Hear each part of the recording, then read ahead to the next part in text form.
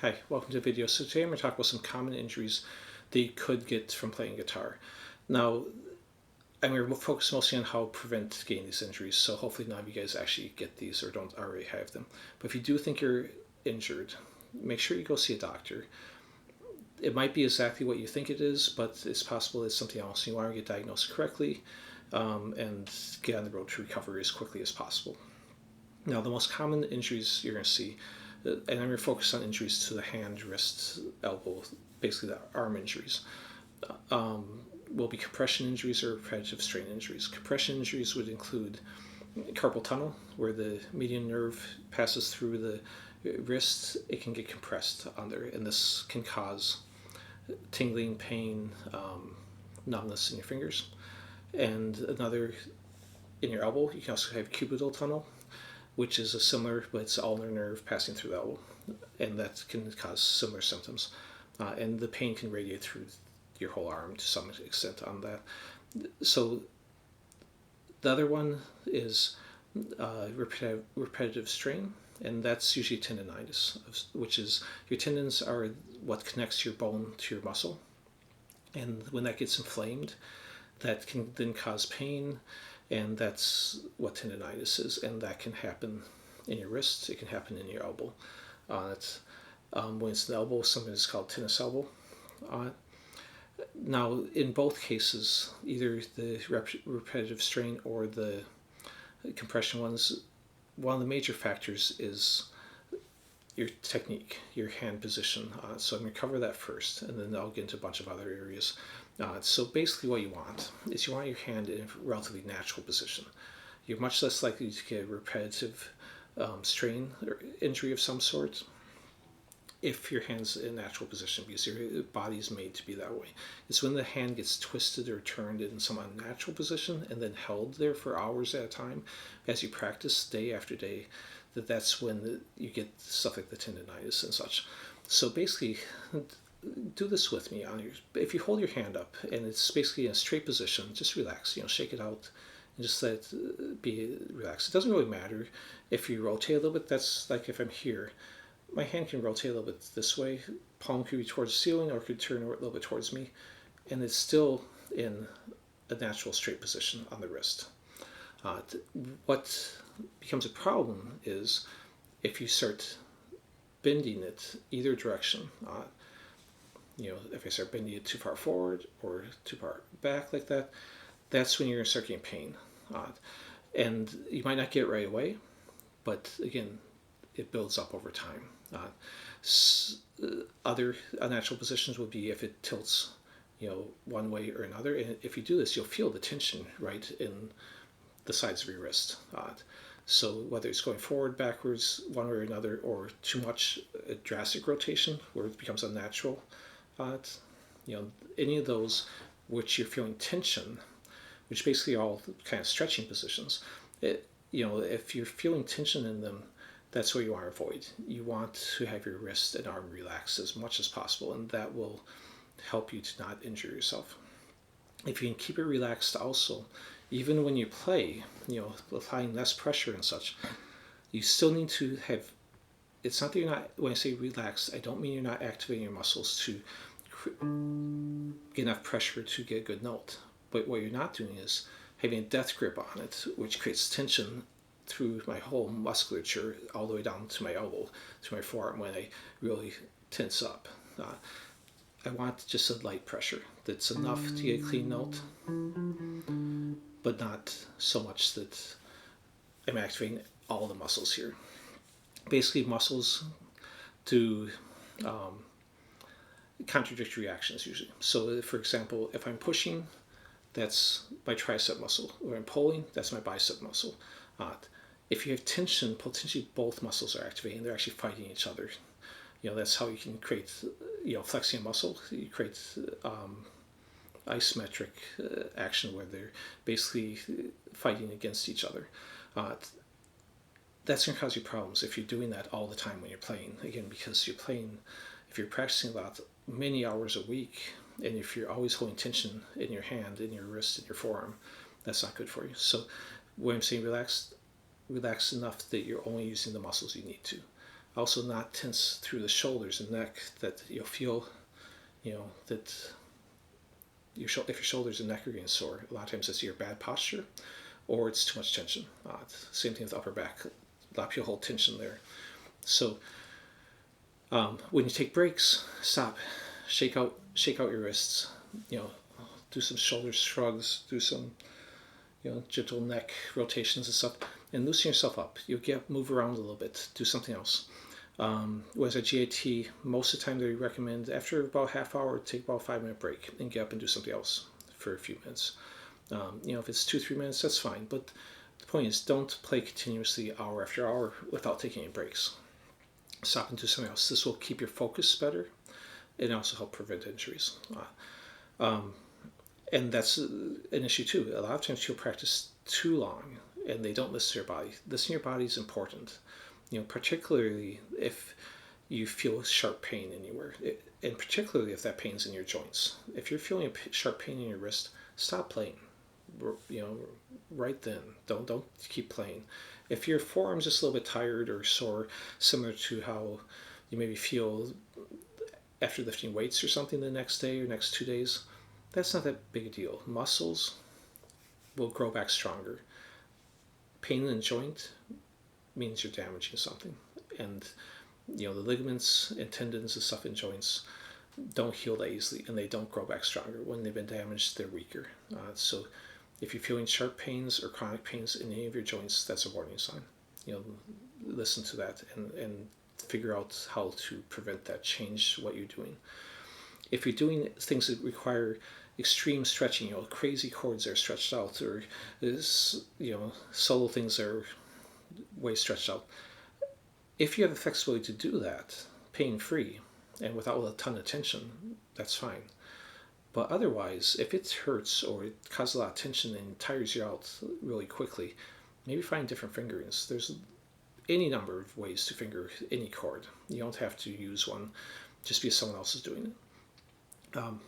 It's okay if you have the stretch, and if you can do it, that's fine. But it's okay to pick up your finger to get a little bit of a shift, or even to slide. You don't need to stretch everything. Other things you can do. So we were talking about not having too much tension, and this includes this hand too. If I have some funky position on my wrist or in a death grip on the pick, I can actually feel the tension go all the way down to my elbow if I do a super hard grip on there. You need to, use as much as you need, but don't use more than that. One thing that can make it easier too, not to be applying excessive force, is where you place your finger. Place your finger close to a fret. Realize that you only have to push it down until if it hits the metal fret. That creates a sound. You don't have to push it till it hits the wood. And if you have really high action, where it's really far, the strings are really high off the strings, probably try and get that lowered or get a different guitar, because that's going to tire you out. And when you tire yourself out, you either are going to practice less or you're going to increase your chance of injury if you keep practicing once you're exhausted. So try and have lower action so you can use less strength and tension. You might use lighter gauge strings too. If you don't mind the sound of the lighter gauge ones, then just use them. They're going to tire yourself out less too. You're going to have to apply less pressure on to get a clean note. Now, if you are doing something that requires a lot of stretching, and again, you just work your way up to that. I'm going to leave a link in the corner, which we'll put one in the description also, of a video I did on flexibility where I talk more in depth on that and also show a couple exercises, from very basic to more advanced. But basically, anything can be a flexibility exercise. Anything that requires you, if just playing a scale is difficult for you to reach, then that's your exercise. If it's making yourself, again, uncomfortable to reach it, move it the same scale shape to a higher fret where the frets are smaller, and until you can do it at a comfortable level on that, and then you can move it down to other positions. Other things to think about, let me just make sure I'm not forgetting anything. Okay. If you want to do hand stretches and stuff, I'm not a big fan of doing that unless you need it. And what I mean by that is you can get the flexibility from just playing guitar.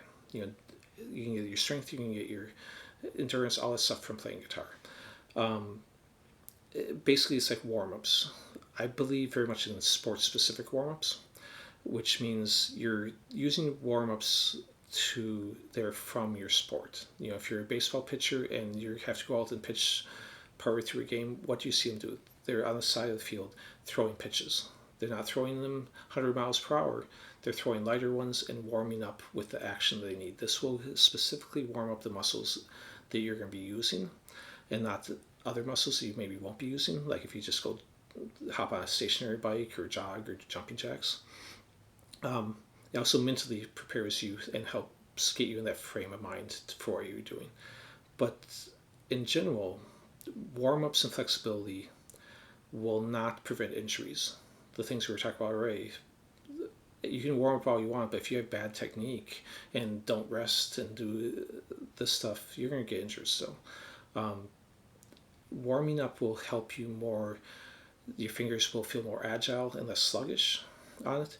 But unless you're doing, again, extreme stretching things, most things on guitar are not strenuous enough that if you don't warm up, it's going to injure you. You know, I've taught guitar since 1987, and most of my students come in, you know, guitar still in their case, maybe haven't opened it up all day, and they start the lesson right away with it. Never has to injure themselves in thousands of lessons. But they usually play worse on the first 5 minutes or so of the lesson. You know, not warming up will make you not play as well. And if you do a warm up that's beneficial to you, something that, you know, is at slow speed, but maybe you're having trouble with, it can, you know, like a scale exercise or something, it can make you a better player too. So I would recommend warm up on the guitar using things at a slower speed that aren't too strenuous, but most of the time you don't even necessarily need to warm up. You're not going to, it's not like you're going to lift 500 pounds or something. You're not going to tear a muscle or ligament playing guitar unless you're doing something really crazy, which I don't even know how you do that.